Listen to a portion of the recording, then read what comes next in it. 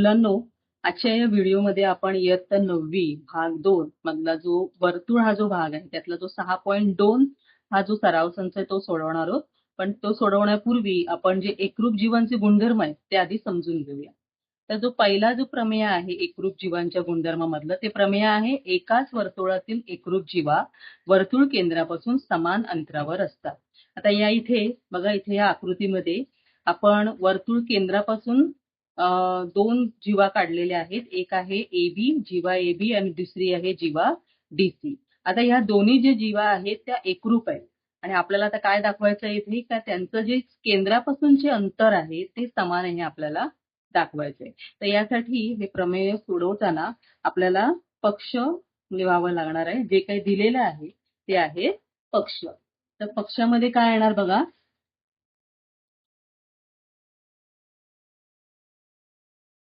इथे O केंद्र असलेलं वर्तुळ आहे त्यामुळे O केंद्र असलेल्या वर्तुळात इथे दोन जीवा आपल्याला एकरूप आहेत त्या दिलेल्या आहेत. तर जीवा AB एकरूप जीवा DC. आणि दुसरं आपण इथे काय केलेलं बघा, तर इथे आपण लंब काढलेला आहे. OP लंब जीवा AB आणि दुसरा आहे OQ लंब जीवा DC. आता आपल्याला साध्य काय करायचंय, तर ह्या ज्या जीवा आहेत एकरूप जीवा त्यांचं केंद्रापासूनचं जे अंतर आहे ते समान आहे. म्हणजे इथे केंद्रापासूनचं अंतर काय आहे OP आणि दुसऱ्या जीवेचं आहे OQ. तर हे समान आहे हे आपल्याला दाखवायचं. तर यासाठी आपण आपण काय करणार आहोत, रचना करणार आहोत. तर इथे रचना काय करणार, या इथे आपण काय करणार, हे AO आणि OD आपण जोडू.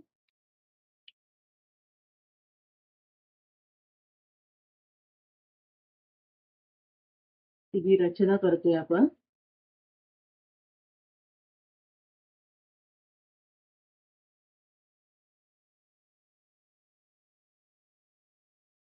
हे जोडल्यानंतर ही रचना जी केली आहे ती आपण लिहूया आधी. रेख OA व रेख OD व जोडलाय आपण, जोडायचं. आता आपण सिद्धता लिहूया. तर जे दिलेलं आहे ते सिद्धतेमध्ये प्रथम येणार. तर इथे बघा, ही AB जी जीवा आहे त्याचा हा जो P जो आहे हा मध्यबिंदू आहे. कारण केंद्रापासून जीवेवर टाकलेला लंब त्या जीवेला दुभागतो. तर ते दुभागल्यानंतर काय होणार, समान लांबीच्या होणार. त्यामुळे आपण जे प्रमेय शिकलोय ते आपण इथे वापरणार. AP जे आहे AP अंतर हे त्या जीवेच्या निम्म्या लांबीचे आहे म्हणून 1/2 AB. तसंच DQ हे अंतर सुद्धा काय आहे DC या जीवेच्या निम्म्या लांबीचे. आता हे कशामुळे आपण लिहू शकलो, कारण आपण प्रमेय जे शिकलेलो आहे, काय प्रमेय शिकले ते आपण इथे कारण म्हणून लिहिणार. वर्तुळ केंद्रातून जीवेवर टाकलेला लंब जीवेला दुभागतो. आणि हे आपलं हे विधान आहे. आता पुढे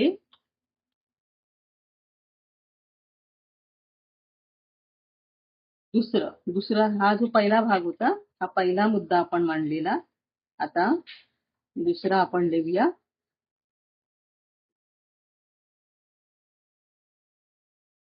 AB बरोबर DC हे आपल्याला माहितीये कारण या जीवा या समान लांबीच्या आहेत म्हणून आपण याला कारण लिहिणार पक्ष.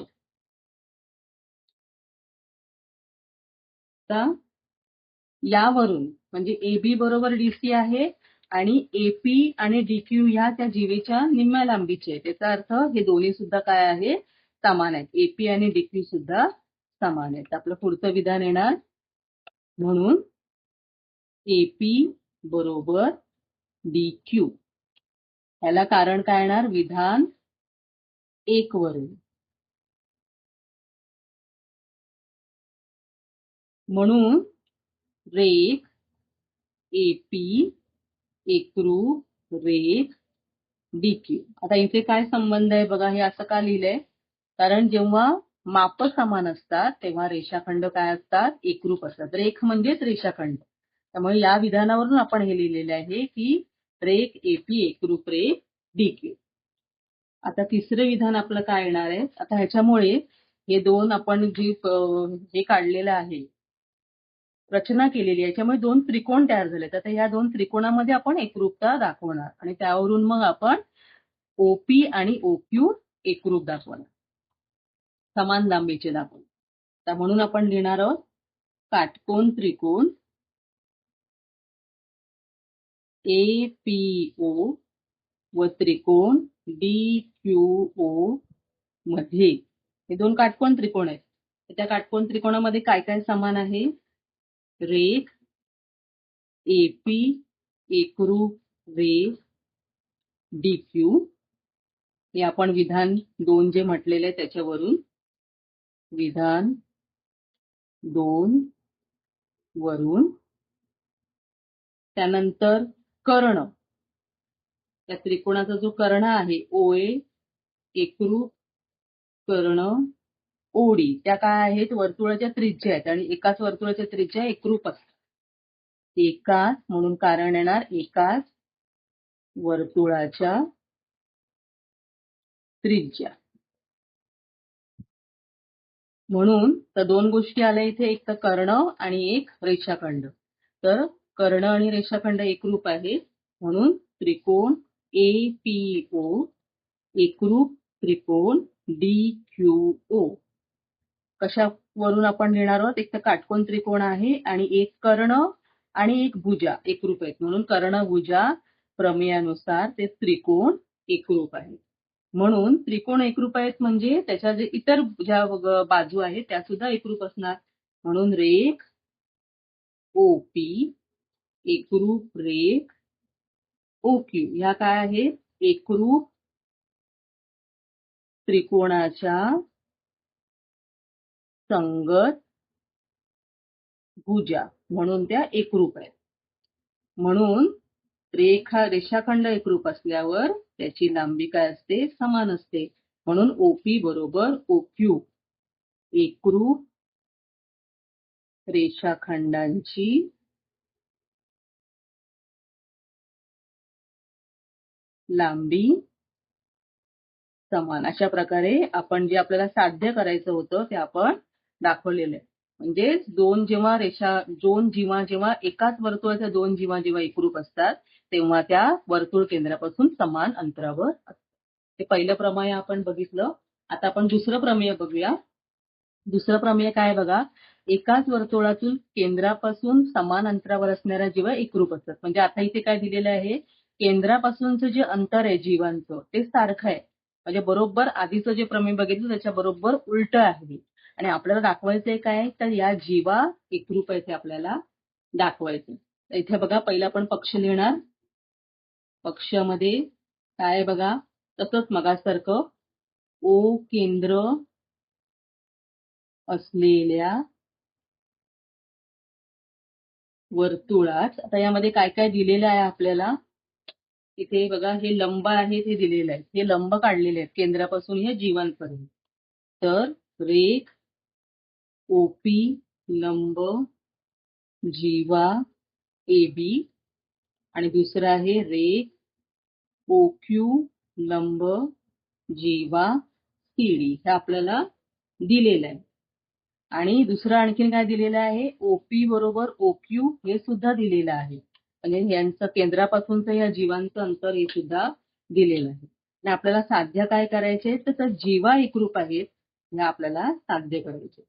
जीवा AB एकरूप जीवा CD. आता यासाठी आपण मगासारखीच रचना इथे करणार आहोत. आपण हे काय करणार आहोत? AO आणि OC जोडणार आहोत. ही रचना. आता ही रचना केल्यानंतर आपल्याला दोन त्रिकोण मिळतात. मगासारखंच आपल्याला त्याच्यामध्ये एकरूपता दाखवायची आहे.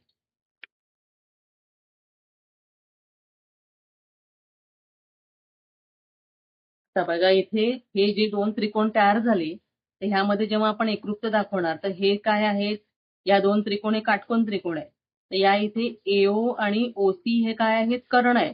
आणि ही एक भुजा एकरूप हे आपल्याला माहिती आहे, जे आपल्याला पक्षामध्ये दिलेलं आहे.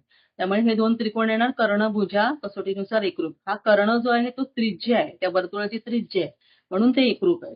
मग हे कर्णभुजा कसोटीनुसार एकरूप आले की ह्याच्या ज्या संगत भुजा आहेत म्हणजे ही एपी आणि ही सीक्यू हे काय येणार, समान येणार. म्हणजे हे आपल्याला सारखं येणार. मग याच्यावरून आपल्याला जीवा एकरूप कसे दाखवता येईल, तर केंद्रातून जीवेवर टाकलेला लंब त्या जीवेला दुभागतो. म्हणजे ही जी एपी आहे ती एबीच्या निम्मी आहे आणि ही सीक्यू जी आहे ती सीडीच्या निम्मी आहे. जर एपी आणि सीक्यू समान असतील तर सीडी आणि एबी सुद्धा समान असणार, याचा आपण सिद्ध करून दाखवू शकतो. आता बघा, पहिलं आपण साध्य लिहिलं, आता आपण काय लिहिणार आहोत, आपण जी रचना केलेली आहे ती लिहिणार आहोत. रचना काय केलेली आहे, रेख ओए व रेख ओसी काढला, ही आपण रचना केली. आता आपण सिद्धता लिहिली. सिद्धता,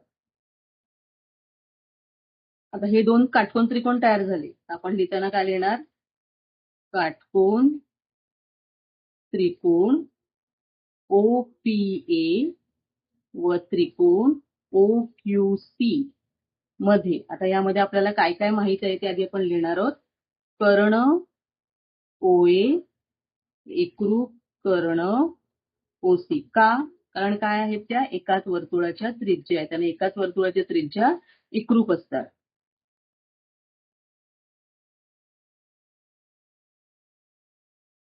आणि दुसरं इथे काय एकरूप आहे, जे ओपी आणि ओक्यू, कारण जे आपल्याला दिलेलं आहे, पक्षामध्ये दिलेलं आहे, वर्तुळाच्या केंद्रापासून समान अंतरावर आहे. म्हणून आपण दुसरा जो मुद्दा लिहिणार यामध्ये तो काय आहे, रेख ओपी एकरूप रेख ओक्यू. हे पक्ष आहे, याला कारण आपण लिहिणार पक्ष. दिलेला आहे, दिलेली गोष्ट आहे. तर म्हणून काय येणार, हे दोन त्रिकोण एकरूप येणार. त्रिकोण ओपीए एकरूप त्रिकोण ओक्यूसी. कारण काय येणार, कर्ण भुजा प्रमेयानुसार हे दोन त्रिकोण एकरूप आपण दाखवले. आता त्याच्या इतर ज्या बाजू आहेत म्हणजे ती आपण मगाशी आपण जी बघितली ती, रेख एपी एकरूप रेख सीक्यू. या काय येणार, कारण याला एका एकरूप त्रिकोणाच्या संगत भुजा, एकरूप त्रिकोणाच्या संगत भुजा किंवा बाजू. म्हणून रेषाखंड एकरूप आहेत, मग त्यांची लांबी समान आहे. एपी बरोबर सीक्यू. या विधानाला आपण 1 नंबर देऊया. परंतु हे एपी आणि सीक्यू काय आहेत, त्या ज्या जीवा काढल्या आहेत त्या त्यांची अर्धी बाजू आहे, म्हणजे त्या निम्म्या लांबीच्या आहेत जीवांच्या. म्हणून एपी बरोबर 1/2 एबी आणि सीक्यू बरोबर 1/2 सीडी. याला कारण काय येणार, वर्तुळ केंद्रातून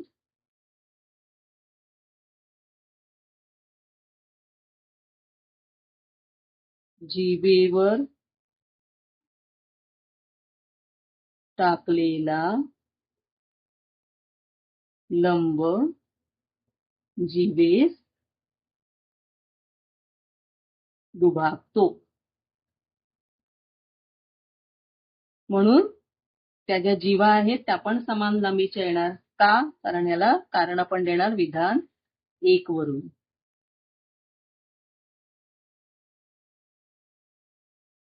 आणि रेषाखंडांची लांबी समान आहे म्हणून रेषाखंड सुद्धा काय आहे, एकरूप आहे. तर एक एबी एकरूप रेख सीडी जे आपल्याला सिद्ध करायचं होतं आणि ते आपण सिद्ध केलं. अशा पद्धतीने आपण सिद्ध केले, हे सिद्ध झालं. समजलं. आता हे जे दोन प्रमेय आपण जे शिकलेले आहोत त्या प्रमेयांवर आधारित आपण जो सराव संच आहे 6.2, तो 6.2 त्या सराव संचामधले आपण गणित सोडूया. बघा, पहिलं गणित काय आहे, एका वर्तुळाची त्रिज्या 10 सेंटीमीटर असून त्यात 16 सेंटीमीटरच्या 2 जीवा आहेत. तर त्या जीवा वर्तुळ केंद्रापासून किती अंतरावर असतील. आता इथे बघा, ह्या 2 जीवा आहेत या जीवांची लांबी काय आहे 16 सेंटीमीटर. या 16 सेंटीमीटर लांबीच्या 2 जीवा आहेत आणि त्या वर्तुळाची त्रिज्या आपल्याला दिलेली आहे. तर त्यावरून आपल्याला काय करायचं आहे, तर आपल्याला त्या जीवा वर्तुळ केंद्रापासून किती अंतरावर असतील ते आपल्याला काढायचे. म्हणजे आपण इथे रचना काय करणार, त्या वर्तुळ केंद्रापासून त्या जीवेवर आपण काय करणार, लंब काढणार. हे दोन्ही आपण ज्या जीवा काढलेल्या आहेत त्या वर्तुळ केंद्रापासून त्याच्यावर काय काढले, लंब. ही आपण रचना केलेली आहे. आणि त्यानंतर आपण काय करणार, हा वर्तुळ केंद्र आणि हे जे बिंदू आहेत ए आणि सी हे आपण जोडणार. हा जो वर्तुळ केंद्र आहे त्याला आपण ओ नाव देऊया आणि हे जे लंब काढलेले आहेत त्या लंबांना आपण पी आणि क्यू अशी नावं देऊया. अशा प्रकारे 2 त्रिकोण तयार झाले. तर यामध्ये आपण त्यांची जी माप आहेत, आता ही एबीची जी पूर्ण लांबी जी आहे ती आहे 16 आणि सीडीची पण 16 आहे. परंतु हा लंब टाकल्यानंतर आपण जे प्रमेय शिकलोय की वर्तुळ केंद्रातून जीवेवर टाकलेला लंब त्या जीवेला दुभागतो. त्यामुळे यांची लांबी किती होणार, निम्मी होणार. त्यानंतर आपल्याला त्रिज्या दिलेली आहे. त्रिज्या किती आहे 10 सेंटीमीटर. त्यामुळे ही जी त्रिज्येची लांबी आहे ती 10 सेंटीमीटर आहे. अशा पद्धतीने हा काटकोन त्रिकोण तयार झाला. त्यामधल्या 2 गोष्टी आपल्याला माहिती आहेत. तर आपण पायथागोरसच्या प्रमेयाचा वापर करून आपण हा जो तिसरी जो भाग आहे तो आपण इथे काढू शकतो. तर आपण पहिलं आपण काय लिहिणार आहोत, इथे आपल्याला कुठेही नावं दिलेली नाहीयेत. त्यामुळे आपण जेव्हा गणित सोडवतो आणि त्या आकृतीमधल्या ज्या जीवा किंवा त्रिज्यांना नावं देतो ते आपण प्रथम आपण लिहिलं पाहिजे. आपण काय लिहिणार, आपण ओ केंद्र असलेल्या वर्तुळात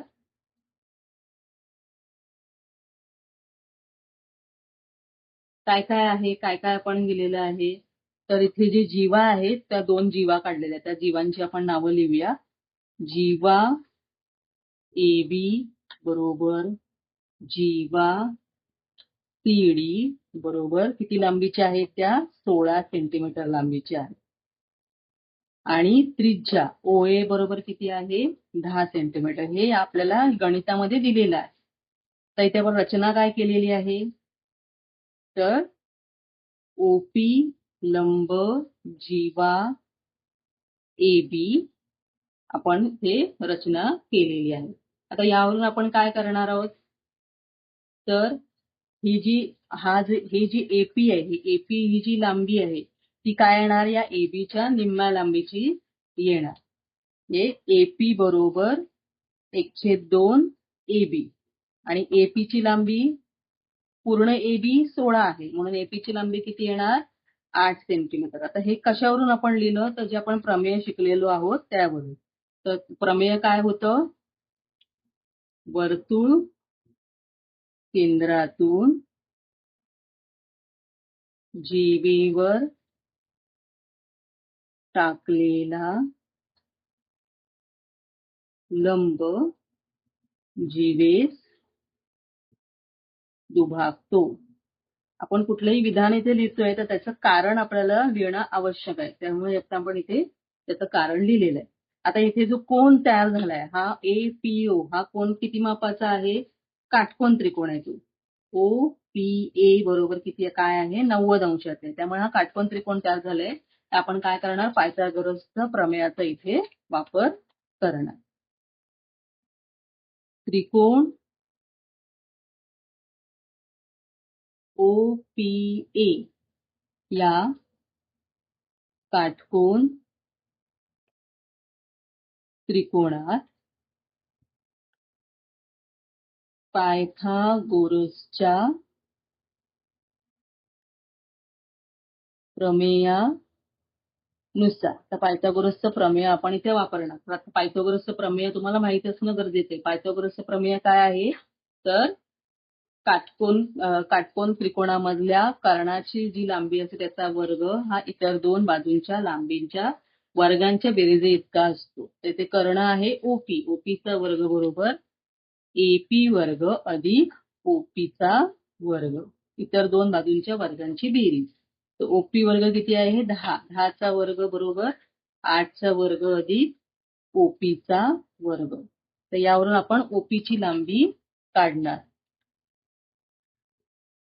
ओपीचा वर्ग बरोबर 10चा वर्ग वजा 8चा वर्ग.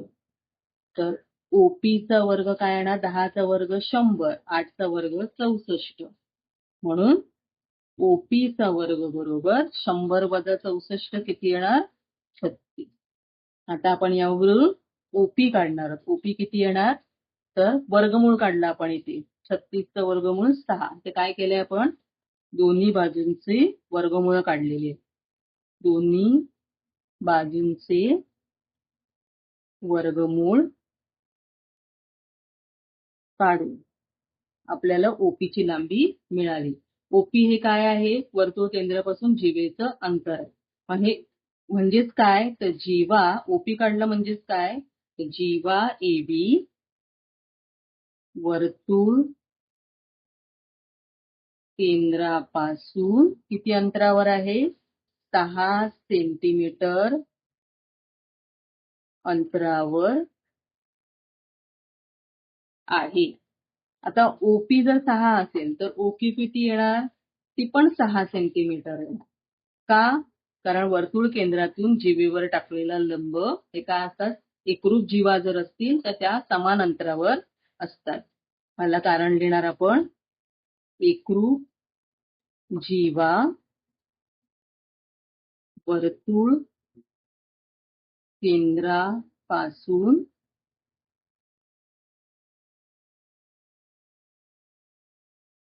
समान अंतरावर असतात. हे असं आपण त्याला कारण लिहिलं. म्हणून ओपी आणि ओक्यू सारखे आहे. हे आपल्याला आता मिळालं. तर आपल्याला काय सांगितलं त्यांनी? म्हणून तर ते आपण उत्तर लिहिणार आहोत. त्या जीवा वर्तुळ केंद्रापासून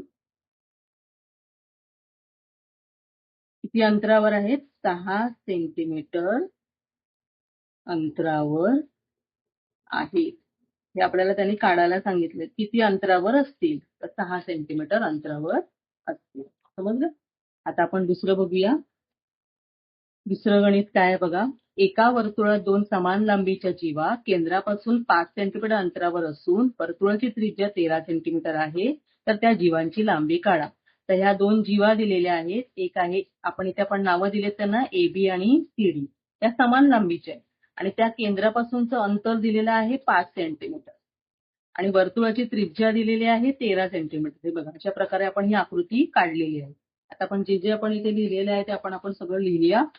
काय काय नावं दिली आहेत? ओ केंद्र असलेल्या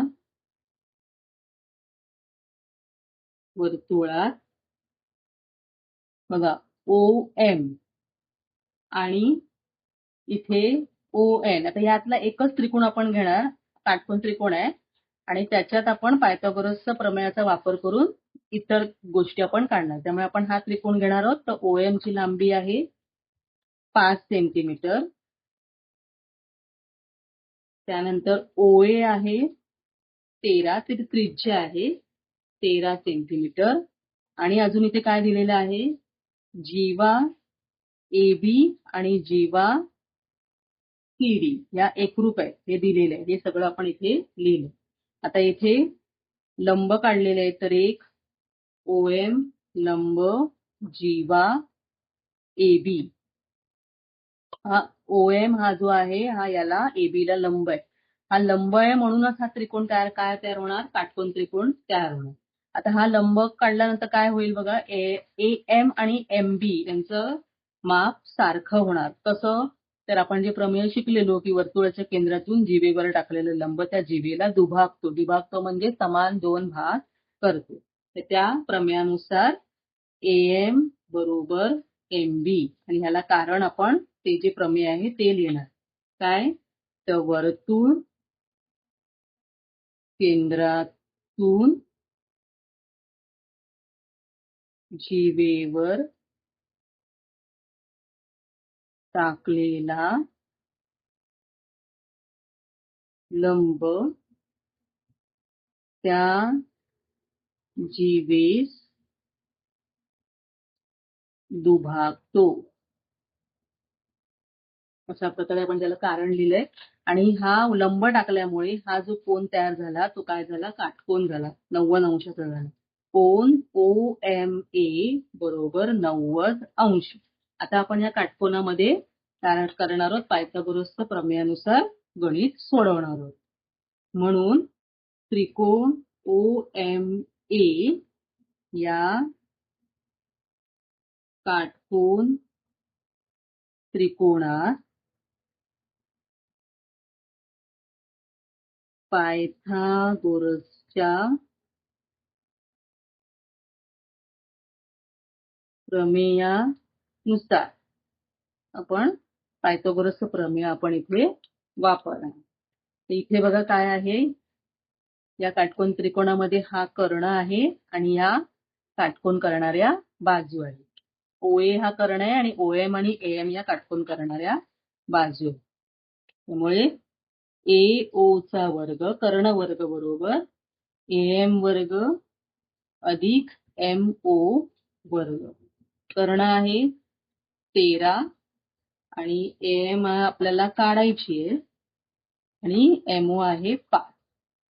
मग काय येणार, AM वर्ग बरोबर 13चा वर्ग वजा 5चा वर्ग. 13चा वर्ग किती, म्हणून AM वर्ग बरोबर 13चा वर्ग 169 आणि 5चा वर्ग 25. म्हणजे वजाबाकी किती येते, त्या 144. आपण याचं वर्गमूळ काढणार. AM बरोबर 144 कोणाचा वर्ग आहे, 12. इथे आपण काय केलं, वर्गमूळ काढलं. वर्गमूळ काढून आपल्याला AM मिळालं. तर AM आणि MB हे काय आहे, समान लांबीचे आहेत, म्हणून हे दोन्ही किती येणार, 12 सेंटीमीटर. आपल्याला त्या जीवेची लांबी काढायची. तर AB काय येणार, AM अधिक MB या दोघांची बेरीज केल्यावर AB तयार होते. तर AM अधिक MB किती, 12 अधिक 12 बरोबर 24. त्यामुळे आपल्याला AB मिळाली, AB ची लांबी मिळाली 24 सेंटीमीटर. आणि AB आणि CD ह्या काय आहेत, समान लांबीचे आहेत, कारण त्या जीव एकरूप आहेत. AB बरोबर CD म्हणून त्यांची लांबी किती येणार, 24. दोघांची पण लांबी येणार 24 सेंटीमीटर. अशा पद्धतीने आपल्याला त्या दोन जीवांची लांबी काढायला सांगितलेली, म्हणून त्या दोन जीवांची लांबी 24 सेंटीमीटर आहे. या दोन्ही गणितामध्ये, पहिल्या आणि दुसऱ्या गणितामध्ये आपण पायथागोरसच्या प्रमेयाचा वापर करून काय केलेलं आहे, त्यांची उत्तरं काढलेली आहेत. आता पुढचं बघा, पुढचं हे जे आहे ती सिद्धता आहे. इथे आपल्याला सिद्ध करायचंय. बघा, केंद्र C असलेल्या वर्तुळाच्या रेख PM व PN या एकरूप जीवा आहेत. तर किरण PC हा कोन NPM चा दुभाजक आहे दाखवा. आता यामध्ये त्यांनी जी नावं वापरलेली तीच आपल्याला इथे वापरायची. तर इथे ह्या PM आणि PN ह्या काय आहे, दोन एकरूप जीवा आहे, त्यांची लांबी समान आहे आणि हा कोन दुभाजक काढलेला आहे. तर तो त्याचा कोन दुभाजक आहे हे आपल्याला सिद्ध करायचं. तर यासाठी आपण इथे काय करणार आहोत, तर इथे रचना करणार आहोत. इथे आपण लंब काढणार आहोत या केंद्रातून या जीवांवर. तर ही रचना असणार आहे.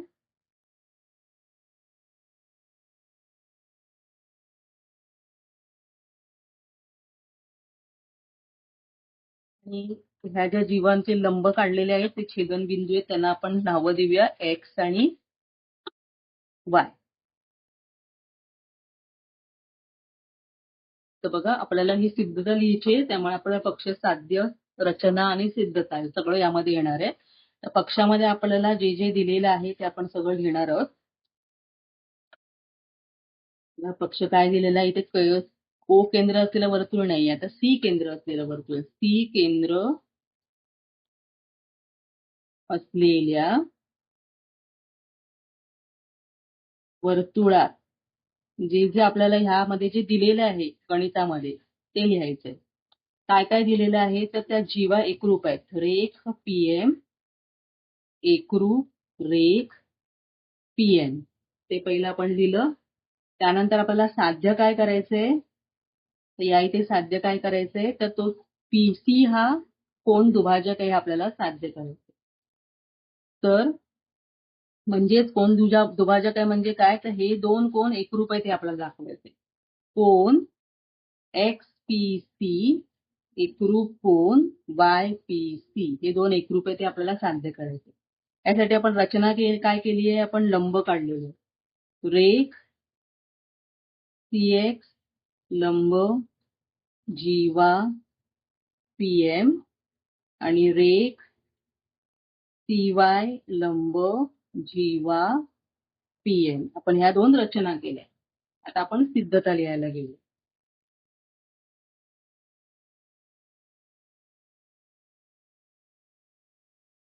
आता सिद्धतेमध्ये पहिल्या जे आपल्याला पक्षामध्ये दिलेले आहे ते आपण लिहिणार आहोत आणि नंतर हा काटकोन त्रिकोण तयार झाल्यानंतर आपण त्यावरून काय करणार आहोत, याच्या काटकोन त्रिकोणामधल्या ज्याप्रमाणे पहिले दोन गणित आपण सोडवलं त्या पद्धतीने आपण हे गणित सुद्धा सोडवणार आहोत काटकोन त्रिकोणाचा वापर करून. तर सिद्धतेमध्ये आपण पहिले लिहिणार जीवा PM एकरूप जीवा PN. कारण काय, तर आपल्याला हे दिलेलं आहे पक्ष, याला आपण 1 नंबर लिहिले. त्यानंतर इथे आपण जी रचना केली त्या रचनेवरून आपण जे प्रमेय शिकलेलो की वर्तुळ केंद्रातून जीवेवर टाकलेला लंब त्या जीवेला दुभागतो, त्याचा वापर आपण इथे करणार.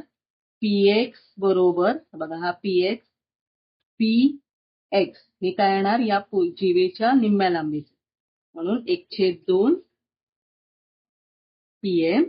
त्याच पद्धतीने PY बरोबर 1/2 PM. आता ह्याला कारण काय येणार, तर वर्तुळ केंद्रातून जीवेवर टाकलेला लंब त्या जीवेस दुभागतो. वर्तुळ केंद्रातून जीवेवर टाकलेला लंब जीवेस दुभागतो. आणि हे जे विधान आहे दुसरं, त्याला आपण 2 नंबर देणार. आता बघा, दुभागल्यामुळे काय तयार होईल, ते जे भाग तयार झालेले आहेत PX आणि PY ते समान मापाचे होणार. का, तर याला आपण जी विधानाला नंबर दिलेले आहेत 1 आणि 2, त्या दोन विधानावरून आपण हे लिहिलेलं आहे. आणि या विधानाला सुद्धा आपण काय करणार आहोत, 3रा नंबर द्या. या विधानांचा वापर आपल्याला सिद्धता लिहिण्यासाठी होणार आहे. आता बघा, 2 त्रिकोण तयार झाले.